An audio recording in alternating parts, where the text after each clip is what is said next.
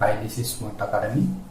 Now we discuss about the SCU 2018 MSc questions answers. So we have a fifth question here. For a liquid with density rho following horizontally, the pressure and velocity at one point P1 and V1 and at another point pressure is P2 and velocity V2 respectively. So what is the related by the following equation here? So we have four options here, that is P1 by rho plus V1 square by 2 plus P2 by rho plus V2 square by 2 and P1 by rho plus V1 square by 2 greater than P2 by rho plus V2 square by 2. Here we have a greater than and one less than. So another one is the minus of this term. Okay, so it came from fluid dynamics. So depends on the Bernoulli principle. Here we have a Bernoulli principle is if a fluid flow from a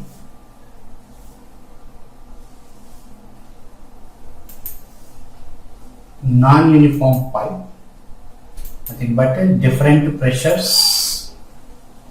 We have the two different pressure points on this pipe and densities here rho 1 density, rho 2 density, which are this first point is in the height h1, let it be the second point, the end point, the fluid diverging from this point which is in the h2 height.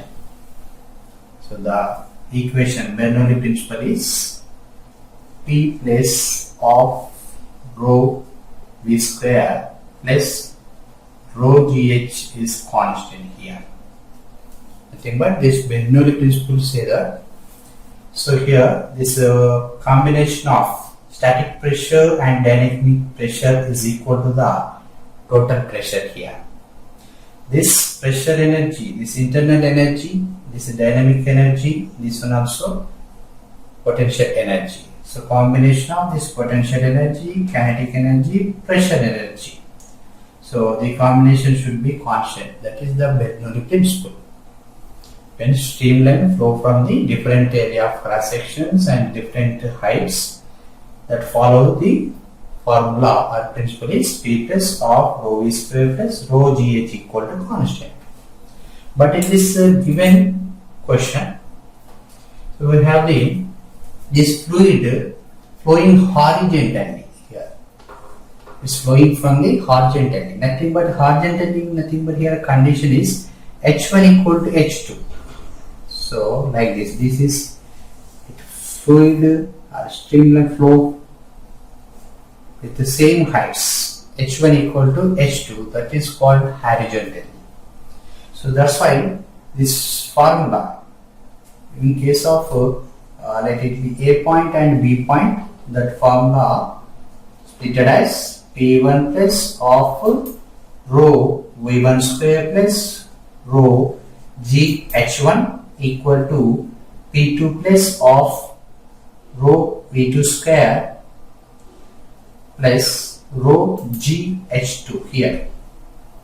But for the horizontal pipe or horizontal flow, this H1 equal to H2 we can written as here. So these values put in this equation, we are getting this P1 plus of rho V1 square plus rho GH1 equal to P2 plus of rho V2 square plus rho GH1 here. Rho GH1 get cancelled. That's why we are getting only P1 plus of rho V1 square equal to P2 plus of rho V2 square.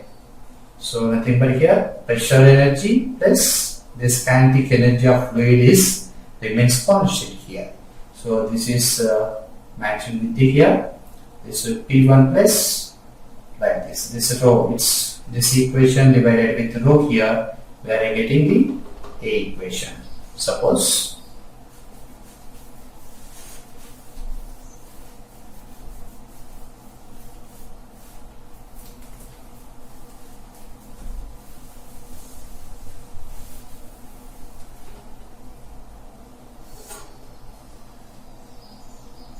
E plus of rho V square equal to constant. These two equations simplified as like this. So then this equation divided with rho here, P by rho plus 1 by 2 rho V square by rho equal to constant by rho. This rho get cancelled here. Then we are getting P by rho plus V square by 2 equal to constants. In terms of P1 and V1, this become as this equation A. So option A is correct here. This P1 by rho plus V1 square by 2 equal to P2 by rho plus V2 square by 2.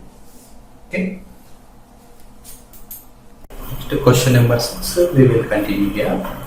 So consider a spherical soap bubble and a spherical water drop which are identically in value and have same surface tensions. Okay, suppose we are considering here, this is a spherical bubble of the soap. So soap bubble nothing but here, the soap bubble has the two surfaces like this.